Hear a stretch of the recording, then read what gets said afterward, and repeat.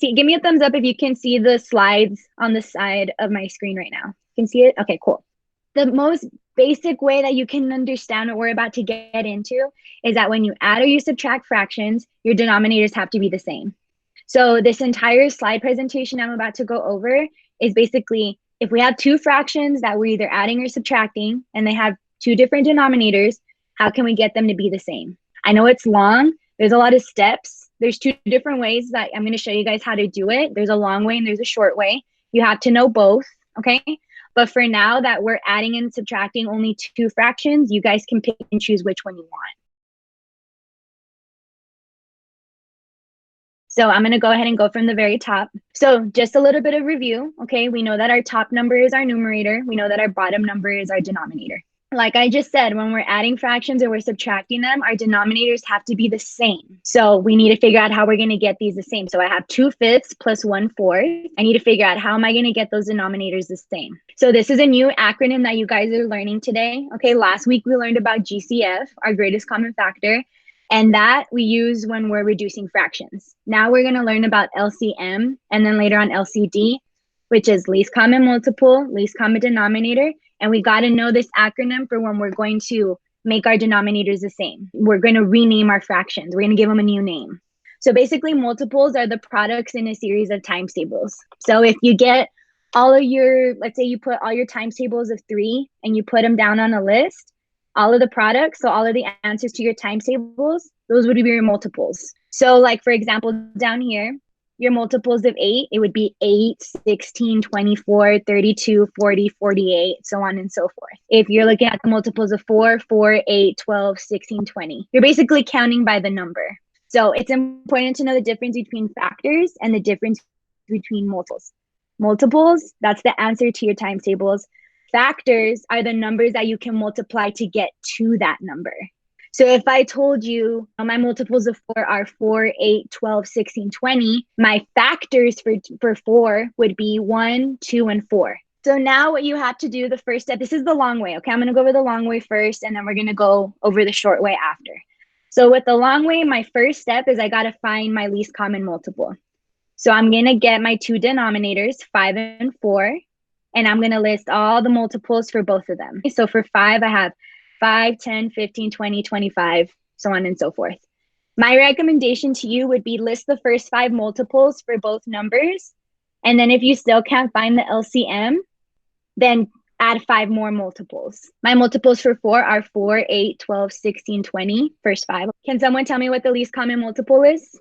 20. Good. So remember, the common multiple, but the one that has the least value. So it's kind of like opposite with GCF, right? Because GCF, we're looking for the greatest common factor. Now, when we're looking for the LCM, we're looking for the least common multiple. So now what happens to our LCM, right? We got 20. Now your LCM becomes your LCD. It's pretty much the same thing, okay? Not that big of a difference. So 20 becomes your new denominators. So are my denominators going to be the same now? Yeah, right? They're going to be the same because it's 20 and 20. My denominators, so I just got my denominators to be the same. So good, we're almost there, right? So I got my denominators to be 20 now, but what am I going to do in my numerators? I'm going to show you guys how to do that. This is where your times tables are going to come in very handy. Remember, I told you guys, knowing your times tables is very crucial when we get into our fractions. So we basically got to figure out how we got from 5 to 20 and how we got from 4 to 20. We know that we got from 5 to 20 because 5 times 4 is 20. We got from 4 to 20 because we know 4 times 5 is 20. Now, this is super important, okay? When you're renaming fractions, what you do to the bottom, you got to do to the top always, so that you can get your new numerators. I multiplied 5 times 4 to get to 20. Now I got to multiply 2 times 4, and then I get 8. So there's my first new numerator. Then I'm going to get my second numerator. I multiplied 4 times 5 to get 20. What I do to the bottom, I do to the top. 1 times 5, I get 5 over here. Do I now have 2 fractions that have the same denominator? Yes, I have 2 new fractions that have the same denominator. They have the same value. So 2/5 and 8 over 20, they're equivalent fractions. They have the same value, okay? And 1/4 and 5 over 20, they're also equivalent fractions. They have the same value. The difference is that these 2 fractions, they have the same denominator. So now I can add them. Now it's super easy because we reviewed adding fractions that have the same denominator last week. So now that our denominator is same. Now it's a piece of cake. I have 20. Remember, my denominator stays the same. We're not going to add them, okay? And then I just add across. 8 plus 5 is equal to 13. So my answer is 13 over 20. So when you're adding fractions with uncommon denominators, there's a few more steps, but it's because you have to get your denominators to be the same. I made this slideshow last night, and I used a lot of colors. You guys know I like to use a lot of colors, especially when I'm teaching you guys math. I hope that helped so that you guys can see what's going where exactly. Now that I have my answer, right? Are we done? You have to see if it's in its lowest terms. Exactly. Now we have to see if it's in its lowest terms. And now we use our other acronym that we learned last week, our GCF. So now we check to see if it's in its lowest terms. Remember, we have to list the factors of 13.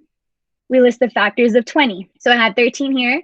1 times 13 is 13. It's a prime number because the only two factors are 1 in itself. And then my factors for 20, I have 1 times 20, 2 times 10, and 4 times 5. Your GCF is 1. Now, what's our rule with fractions? When our GCF is 1, what do we know about the fraction?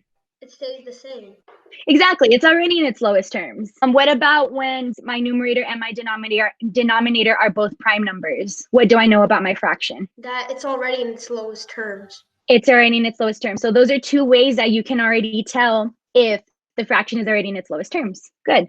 So now you can take a breath. Okay, I know that was a lot of steps, but now I'm going to show you guys the shorter way.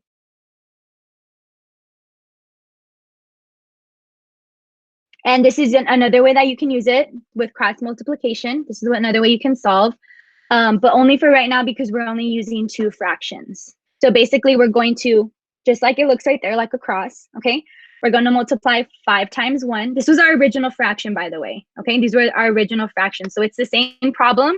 I'm just showing you how to solve it a different way. So we can cross multiply. So 5 times 1 is 5. And I have the little product right here.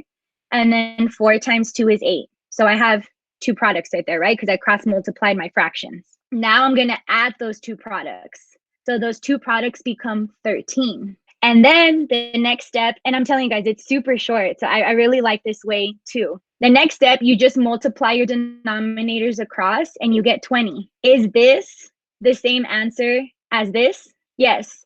And way shorter, right? We were able to get there way faster. So you can do it one of those two ways. This is also a different way to look at it. So basically, this is a summary of what we just did the short way. 2 times 4, right? We cross multiplied, so we have 2 times 4 plus 1 times 5 right here. And then we multiplied our denominators down here. So 2 times 4 is 8. 1 times 5 is 5. 8 plus 5 is 13. And then you multiply your denominators. 5 times 4 is 20. So you get 13 over 20. You still need to know both ways though, okay? Because I want you guys to know all the steps, especially from that first way. And it works with addition and with subtraction. And again, once we get this answer right up here with the cross multiplication, we're not done yet. We got to check to see if it's in its lowest terms, okay? And it's the same process. So I just added this little note that the beauty of math is that you can get the answer using different methods. The most important thing that you can take away though is that you have to show your work. For now, we're just going to go over our LCM, and then I'm gonna give you guys some more practice on adding fractions using both methods. When we're finding the LCM, what would 5 and 6 represent? So here, right, I'm finding the LCM of 5 and 4. Look at this picture. So if I'm looking for the LCM of 5 and 6, what parts of the fraction do those two numbers represent? The denominator. Exactly, your denominators. So the 5 and 6 are those two denominators that we got to switch. Who can give me my first 5 multiples of 5? 5. Yes. 10. Okay. 15. 20 and 25. Who can give me my first 5 multiples of 6? 6. 12. 16. Okay, it's 18. 24. 30. Good job. Can someone tell me, can I see my LCM or do I have to list more multiples? You have to list 5 more multiples, but it's right there. Let me ask you this. Should I list 5 more multiples or do you notice something that'll save me some time? I noticed something that'll save time. 30 comes right after 25 in the multiples. Exactly. So then my LCM is 30, right? Yes. So what would 30 represent? 30 would become my new what? Oh, denominators. Exactly, my two new denominators. Okay, let's find the LCM of 2 and 8. 2, 4, 6, 8, 10. So who can give me my first 5 multiples for 8? And if you notice a shortcut that'll save us some time, then you can go ahead and tell me if you notice that shortcut. 8, 16. Okay, well, let me ask you something. Do we need to go further? Oh, no. Yeah, you're good. So here's a trick. When you're looking at your two denominators that aren't the same, if one of them can go into the other one, so if one of them is divisible by the other, then your LCM is going to be the bigger denominator of the two. So we know here that my LCM is 8. Again, what is 8 going to represent? Denominator. We're going to practice adding fractions with uncommon denominators using both methods and then reducing with the final step. Okay, so let's go with the first one. So I have a lot of fill in the blanks. So you guys are going to help me get to where I need to get to. It's basically like a puzzle with a bunch of steps. So I have 1/2 plus 3/4. I need to get 2 and 4 to be the same number. Who can tell me what my first step is? You need to find the multiples. I almost said first. The multiples of 2 and 4. So I got to get my multiples of 2 and 4 because I eventually need to find my LCM. The first 5 multiples of 2. 2, We're 4, 8, we have 6, wait, 6, and then 8. 8, Mhm. 10. Who can give me my multiples for 4, my first 5? Okay. 4 and 8. And that's the shortcut.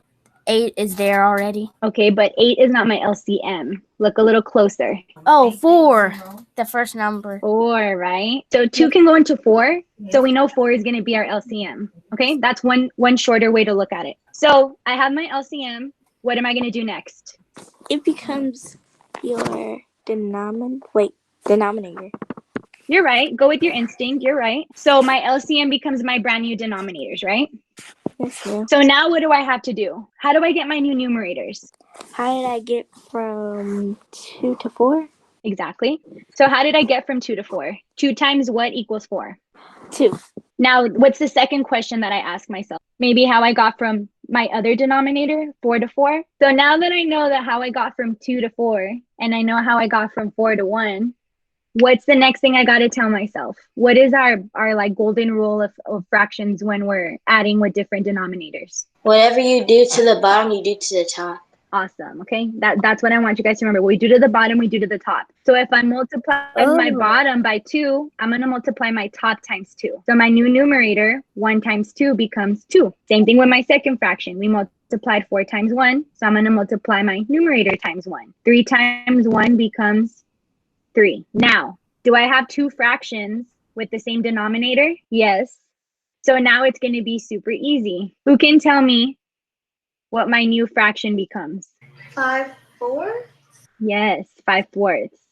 Okay. So can anyone tell me what kind of fraction this is called when the numerator is bigger than the denominator? Was it improper? Yes, it is improper. So when my numerator is bigger than my denominator, and I'm going to teach you guys this later on, you eventually have to switch it to a mixed fraction. So that's when you have like a whole number and then you have the fraction next to it. Because if my numerator is bigger than my denominator, what that means is that this fraction, the value of it is more than 1. We did it the long way, right? And we got 5/4. We got an improper fraction. Now let's try doing it the shorter way with cross multiplication. So I have the same fractions. Like I have 1/2 plus 3/4. 1/2 plus 3/4. So we're going to do it the cross multiplication way. Who wants to tell me my first step? Multiply 2 times 3. Good. Okay, who wants to tell me the next step?